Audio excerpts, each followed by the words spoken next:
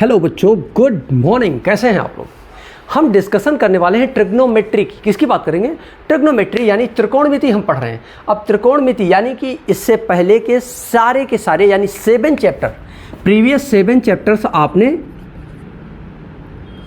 पढ़ रखे हैं।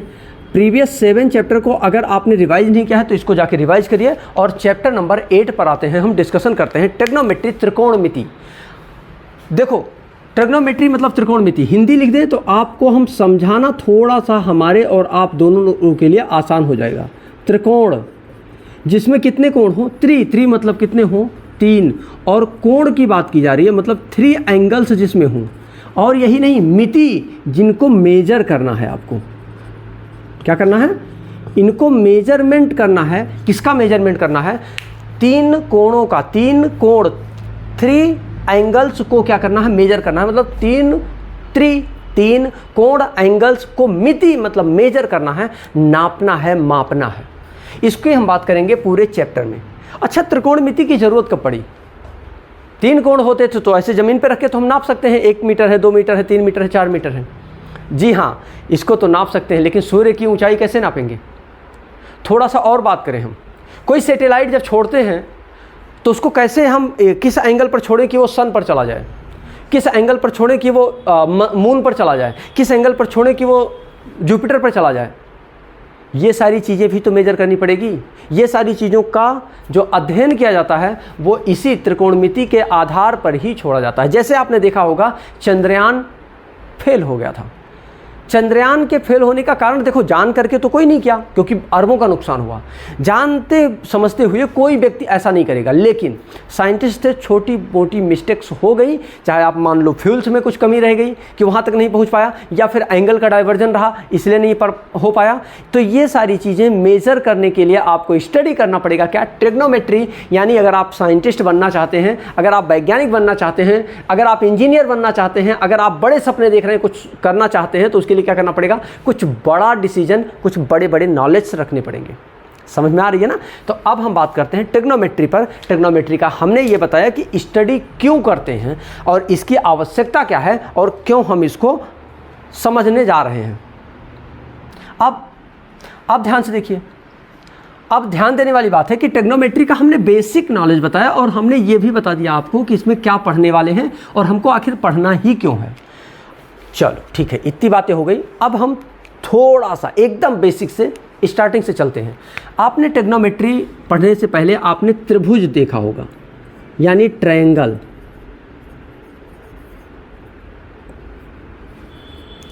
आपने ट्रायंगल देखा होगा। ट्रायंगल मतलब त्रिभुज होता है। ट्रायंगल, त्रिकोणमिति ट्रायंगल में ही आएगा, 3 एंगल है ना। ट्रायंगल मतलब 3 एंगल जिसमें हो, और 3 एंगल कोई भी तरीके से हो सकता है। जैसे मान लेता हूँ ABC, ये एक ट्रायंगल है, त्रिभुज ही तो है। त्रिभुज कहते किसे हैं? यहाँ जो स्टडी करने वाले हैं फिगर ट्रायंगल, ट्रिग्नोमेट्री, उसमें ट्रायंगल का ही बात होगा। पूरी बात किसकी होगी? ट्रायंगल की होगी। अब ट्रायंगल का मतलब ट्रायंगल बनेगा। हो सकता है मैं कह दूं किसी पेड़ की ऊंचाई नापने के लिए, हो सकता है मैं कह दूं कि यहाँ से पेड़ की डिस्टेंस कितनी है, या हो सकता है मैं आपसे कह दूं कि आप पेड़ की ऊंचाई नापो कितनी दूर, 100 मीटर दूर खड़े होके। हो सकता है मैं कह दूं किसी आदमी की परछाई नापो। कैसे नापोगे? आप मीटर लेके नहीं जाके नापना है, नहीं पता लगा शैडो बना हुआ है बस मीटर लेके रख के नापने लगे आप। ये नहीं करना है। ट्रिग्नोमेट्री की ज़रूरत एक बात बता दूं क्यों पड़ता है? जब सुबह आप सो के उठते हैं और सूर्य निकला होता है, जब आप सुबह सो के उठते हैं और सूर्य निकला होता है, तब जानते क्या होता है? आपकी शैडो इतनी लंबी बनती है कि कोई मतलब समझ में नहीं आएगा कितना लंबा बना, उसको मेजर नहीं कर पाएंगे आप। तब क्या करें? तब आप ट्रिग्नोमेट्री का यूज करके मॉर्निंग के 7 बजे भी आप ट्रिग्नोमेट्री के अध्ययन से क्या कर सकते हैं? अपनी परछाई नाप सकते हैं। आपकी हाइट तो फिक्स है, नाप सकते हैं। दोपहर में जैसे जैसे देखो सूर्य ऊपर जाता है वैसे वैसे आपकी हाइट घटती जाती है, शैडो आपका घटता जाता है। परछाई, शैडो मतलब परछाई घटता जाता है, और धीरे धीरे जब दोपहर होता है तो आपके पैर के नीचे जस्ट आपकी शैडो बन जाती है। इन सब का अध्ययन कर सकते हैं। समझ में आया? इसलिए ट्रायंगल मतलब किसी भी चीज़ को ट्रायंगुलर शेप में ला करके उसकी मेजरमेंट की जा सकती है, उसे हम ट्रिग्नोमेट्री कहते हैं। अब ट्रायंगल की बात करें, ABC जिसमें 3 साइड्स हो, साइड कितने हो? 3। एंगल इसमें कितने होंगे? एंगल भी 3 होंगे। अगर हम वर्टेक्स की बात करें तो वो कितने होंगे? वो भी 3 होंगे। किसी भी ट्रायंगल के इन 3 इंपॉर्टेंट फीचर्स होने चाहिए। इसमें 3 साइड होनी चाहिए, जैसे मैं नाम ले लूँ, एक ये हो गया, दूसरा साइड ये है, तीसरा साइड ये है।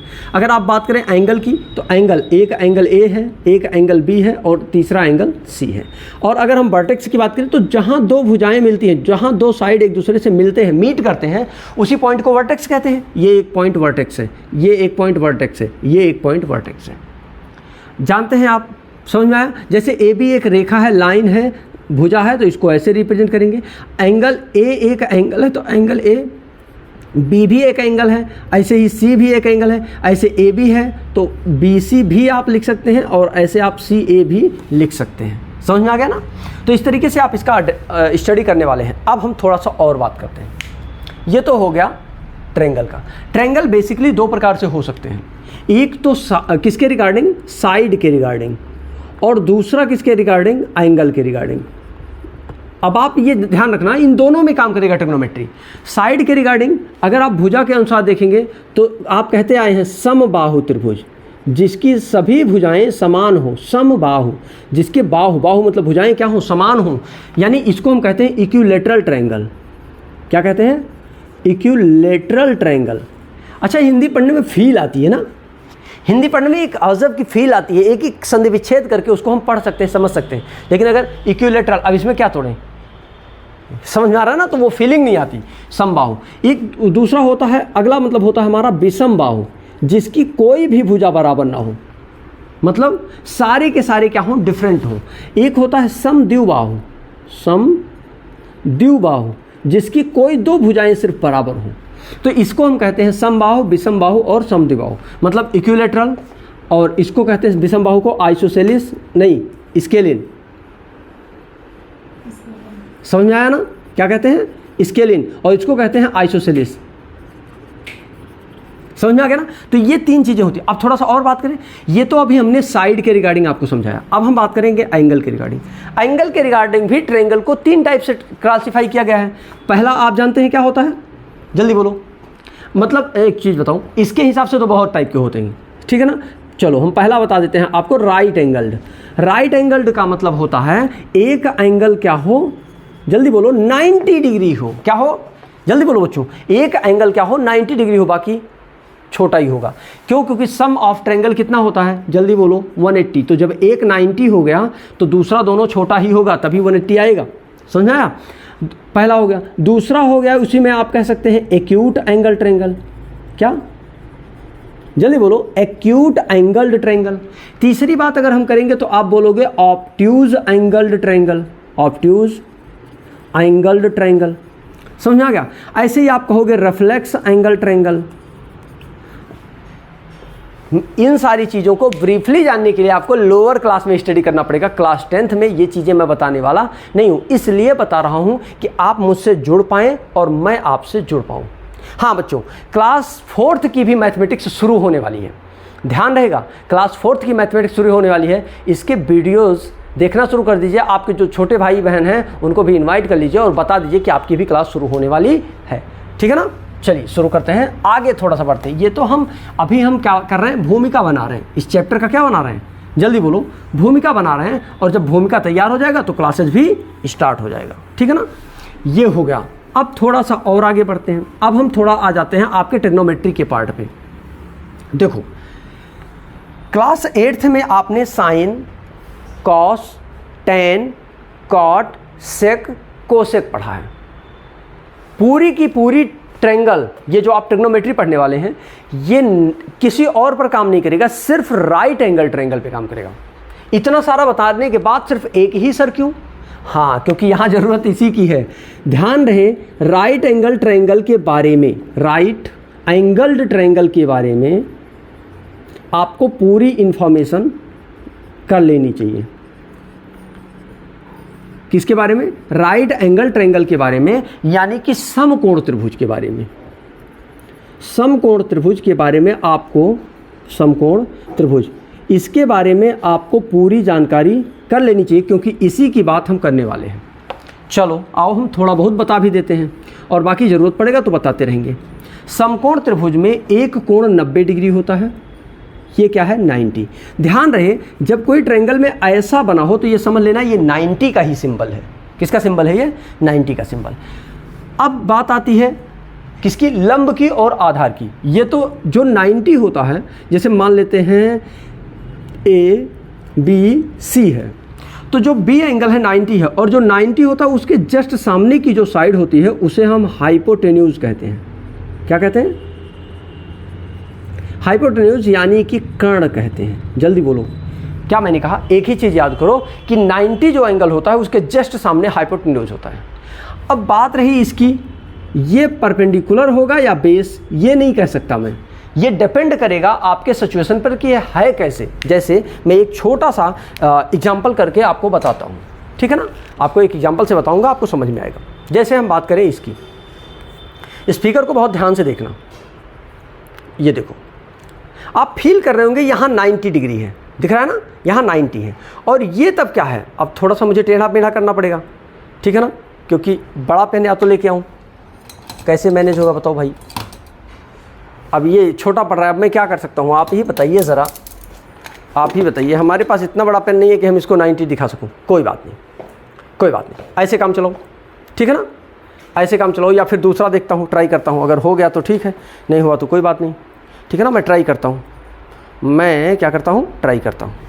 ये देखो लगभग पहुँच गया। थोड़ा सा मैं और बड़ा कर लेता हूँ, इसमें बड़ा करने की भी व्यवस्था है। अच्छा, हमारे पास एक ऐसा पेन है जो बड़ा भी हम कर सकते हैं ज़रूरत के अनुसार, क्योंकि कैप थोड़ा फैला देंगे भाई, और कुछ नहीं कर रहे हैं। इसको ध्यान से देखो, ये 90 डिग्री है।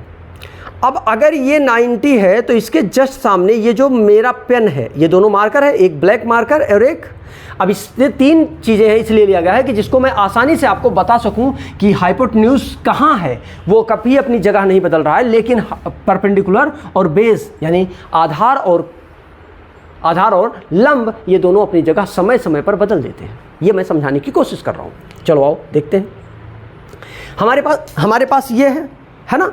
अब इसमें ध्यान से देखने वाली बात है। इसको मैं मान लेता हूँ कि ये जो पॉइंट है ये दोनों 90 डिग्री है। यहाँ पॉइंट 90 है, यहाँ जो एंगल बन रहा है वो 90 डिग्री। अब इसको देखो तो ये क्या होगा? ये पेन जो हमारे हाथ में ये वाला, ये क्या हो जाएगा? 90 डिग्री। बहुत ध्यान से देखना, ये क्या हो जाएगा? 90 डिग्री। अब अगर ये 90 है तो इसके सामने क्या हो जाएगा? ये पेन हमारा हाइपोटेन्यूज हो जाएगा, कर्ण हो जाएगा। क्या हो जाएगा भैया? अरे बड़े भाई क्या हो जाएगा? कर्ण हो जाएगा। अरे जल्दी बोलो यार, क्या हो जाएगा? कर्ण हो जाएगा। हाँ, रिपीट इसलिए करवा रहा हूँ, सो मत जाना, इसलिए ऐसा बोल रहा हूँ। चलो आओ, ये कर्ण हो गया। अब अगर ये ज़मीन पे रखा है, जैसा ये रखा हुआ है ऐसे, तो ये हो जाएगा बेस। अगर ये बेस होगा तो दूसरा वाला जो बचेगा वो क्या हो जाएगा? परपेंडिकुलर। ये हो जाएगा आधार, ये क्या हो जाएगा? लंब, और ये तो कर्ण फिक्स है। अब इसको देखो, इसको मैंने फिर से पलट दिया, ध्यान से देखना, इसको मैंने पलट दिया। अब जानते हो क्या होगा? ये तो 90 है, इसके सामने ये आया, ये तो हमेशा कर्ण हो गया फिर से। अब ये कर्ण हो गया, लेकिन ये ज़मीन से टच है, इसलिए ये क्या हो जाएगा? अभी तक जिसे आप लंब कहते थे वो अब हो गया बेस, आधार, और दूसरा वाला पलट के क्या हो गया? लंब। यानी कि लंब और आधार आपस में अदल बदल जाएंगे। फिर से बोलिए, लंब और आधार आपस में अदल बदल जाएंगे, लेकिन कर्ण यानी हाइपोटेन्यूज कभी भी नहीं बदलेगा। फिक्स, क्लियर, समझ में आया? जैसे अगर मैं इसी फिगर को पलट दूं और ऐसा, अगर इसी को मैं ऐसा घुमा दूं, अभी ऐसा है ना, और इसको ऐसे पलट दूं, तो ये क्या हो जाएगा? ये ऐसा है और ये हो जाएगा, ऐसा फिगर हो जाएगा। तो ये है ए, ये है बी, ये है सी। ध्यान से देखना, अभी बी सी बेस था, परपेंडिकुलर था ए बी। अब यहाँ क्या हो गया? ए बी बेस हो गया। क्या हो गया? ए बी आधार हो गया, जबकि वहीं बी सी क्या हो गया? जल्दी बोलो, परपेंडिकुलर। क्या हो गया? परपेंडिकुलर, यानी कि ये बन गया आपका लंब और ये है आपका आधार हो गया। लेकिन फिर देखो, AC यहाँ भी था हाइपोटेन्यूज यानी कर्ण, और वही AC हाइपोटेन्यूज यहाँ भी है। समझ में कुछ बात आई? इसीलिए मैंने कहा था कि बहुत ध्यान से इस बात को समझना। अब बात रही थोड़ा सा और आगे बढ़ने की। किसकी बात करेंगे? जल्दी बोलो। Sine theta, cos theta, tan theta, cot theta, sec theta, cosec theta. थोड़ा सा मैं एक बार लिखता हूँ, इसको बहुत प्यार से, स्मूथली, आराम से इसको आपको क्या करना पड़ेगा? समझना पड़ेगा। अब आओ देखते हैं, हम आपको बताते हैं, ठीक है ना? सिर्फ लिखता हूँ, बहुत ध्यान से देखना। हमने क्या बताया? अभी आपको बताया हमने कि साइन थीटा, थीटा मतलब छोड़ दो, थोड़ी देर के लिए बता देंगे हम आपका है। दूसरा क्या है? कॉस थीटा, तीसरा क्या है आपका टेन थीटा, अगला क्या है आपका कॉट थीटा, अगला नेक्स्ट सेक थीटा और नेक्स्ट है आपका कोसेक थीटा। कोशिश करना जिस सीक्वेंस में हमने लिखा है उसी सीक्वेंस में आप याद भी करना। सबसे पहले साइन याद करो, number 2 cos, number 3 tan, number 4 cot sec cosec. इसलिए मैंने कहा क्योंकि सबसे ऊपर वाले का उल्टा होता है सबसे नीचे वाला, ये रेसिप्रोकल होता है। साइन और कोसेक आपस में रेसिप्रोकल होते हैं। रेसिप्रोकल का मतलब जैसे अगर मैं कहूँ कि ए और बी आपस में रेसिप्रोकल है, इसका मतलब जानते हो ए इक्वल टू आप लिख सकते हैं 1/b, इसको कहते हैं रेसिप्रोकल, प्रतिलोम। क्या कहते हैं? प्रतिलोम, रेसिप्रोकल है, समझा क्या? यानी a इक्वल टू 1/b और अगर हम b इक्वल टू लिखें तब क्या होगा 1/a हो जाएगा और क्या हो जाएगा, कुछ नहीं। ठीक वैसे ही मैंने कहा साइन और कोसेक रेसिप्रोकल है, इसका मतलब आप कह सकते हैं कि sine theta equal to 1 cosec theta. समझ में आया कुछ मैं क्या बोला? अगर आप चलिए कोसेक को लिखना चाहें तो आप लिख सकते हैं कि cosec theta equal to 1 sine theta. अब समझ में आया? अब समझ में आया मैं क्या बोल रहा हूँ? ये एक्चुअल में रेसिप्रोकल है। जब ऊपर सबसे ऊपर वाला टॉप बॉटम के साथ रेसिप्रोकल है तो टॉप सेकंड भी बॉटम सेकंड के साथ रेसिप्रोकल है और मिडिल वाला भी रेसिप्रोकल है। मतलब साइन और कोसेक रेसिप्रोकल है, कॉस और सेक रेसिप्रोकल है, टेन और क्वाट रेसिप्रोकल है। इसलिए मैंने कहा सीक्वेंस में याद करो। समझ में आया? साइन थीटा इक्वल टू ये होता है cos theta, tan theta, sec theta, cosec theta. अब एक छोटी सी बात और आती, इसी समय अगर मैंने इतनी सारी बातें आपको बता ही दिया है, स्क्रीनशॉट ले लीजिए और स्क्रीनशॉट कोशिश करिए ना लेने के लिए क्या करिए, पेन और नोटबुक रखिए। करत करत अभ्यास ते जड़मत होत सुजान, रसरी आवत जात ते सिल पर परत निशान। अगर बार बार आप प्रयास करते हैं, बार बार आप इसको लिखते हैं और बार बार इसको मेमोराइज करने का प्रयास करते हैं तो गारंटी लेता हूँ ये आपको तैयार हो जाएगा, याद हो जाएगा। जैसे मुझे याद हो गया वैसे ही आपको भी याद हो जाएगा। समझ में आ गया? तो थोड़ा सा और अब इसका फार्मूला बता देता हूँ। साइन थीटा इक्वल टू क्या होता है? लंब बटे कर्ण, यानी perpendicular upon hypotenuse. Cos theta equal to होता है, अगर इसको याद ना कर पाएँ तो आपको दूसरा तरीका बताता हूँ, LALKKA। ये है लाल बटे कक्का। लाल बटे कक्का का मतलब क्या होता है? लंब कर्ण, आधार कर्ण, लंब आधार। ये है आपका साइन, ये है आपका कॉस, ये है आपका टेन। ये कॉस और ये साइन। समझा क्या?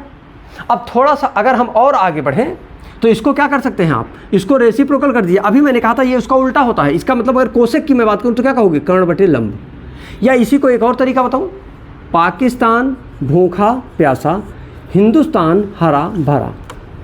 क्या बोला मैंने? कि पाकिस्तान भूखा प्यासा, हिंदुस्तान हरा भरा। अच्छा, आपके भी मन में चल रहा होगा सर पाकिस्तान ही क्यों भूखा प्यासा, हिंदुस्तान ही हरा भरा क्यों?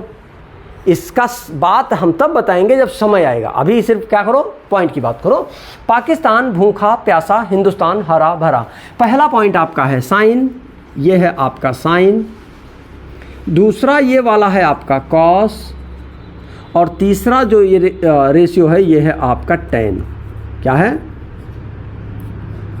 टेन। अब इससे ज़्यादा जानने का प्रयास अभी नहीं करना है, थोड़ी देर बाद यानी बताएंगे, थोड़ा वेट करो। तो अभी इतना ही याद करो, ठीक है ना? अब चलो अच्छा लिख देते हैं ये भी, पाकिस्तान भूखा प्यासा, हिंदुस्तान हरा भरा। यानी पहला रेशियो, दूसरा रेशियो और तीसरा रेशियो। पहला रेशियो साइन है तो दूसरा क्या होगा? कास, यानी B/H, यानी बेस अपॉन हाइपोटेन्यूज। और तीसरा है P/B, तीसरा है P/B, perpendicular upon base. Cot हमने कहा था इसका रेसिप्रोकल है, यानी B/P होने वाला है। हमने कहा था ये दोनों आपस में कोसेक और कॉस रेसिप्रोकल होने वाले हैं, यानी ये होने वाले हैं H/B। और हमने कहा था ऊपर वाला नीचे वाले का रेसिप्रोकल है, यानी H/P। ये हो गया फार्मूला। अब इसको ब्रीफली जानना है भाई साहब तो अगले वीडियो में फिर से आना पड़ेगा। जल्दी बोलिए। अगले लेक्चर में आपको फिर से आना पड़ेगा और अपनी लर्निंग को कंटिन्यू करना पड़ेगा। इसको ब्रीफली समझाने वाला हूं मैं नेक्स्ट लेक्चर में। मिलता हूं आपसे अगले वीडियो में, तब तक के लिए wish you all the best. Thank you so much.